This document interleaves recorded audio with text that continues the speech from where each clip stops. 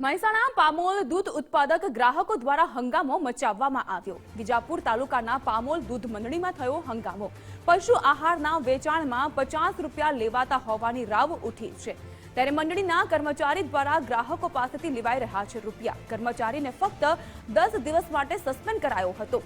કર્મચારીને ફરીથી નોકરી ઉપર લેતા વધુ એક વખત વિવાદ અને મામલો બંને ગરમાયા।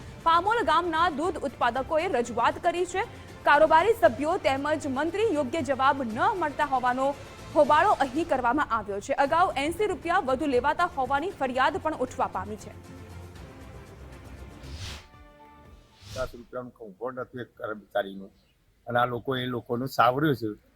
કર્મચારીનું કારોબારી એમ કે આખું સાવરે છે અને બચાવ પક્ષ કરે છે। અમે રજૂઆત કરવા ગયા તો અને અમને કોઈ યોગ્ય જવાબ આપ્યો નહીં આ લોકોએ। એટલે આ બધા ગમે તે અંદર કોઈનું દબાણ હોય ગમે તે કમ્ફર્ટ કર્યો તો સત્વાઈને લઈ લીધું છે અને ફેક્ટમાં પણ આ લોકો યુવાની જ રજૂઆત છે કે ગોલમાલ કર્યું છે આ લોકો કર્મચારીઓ।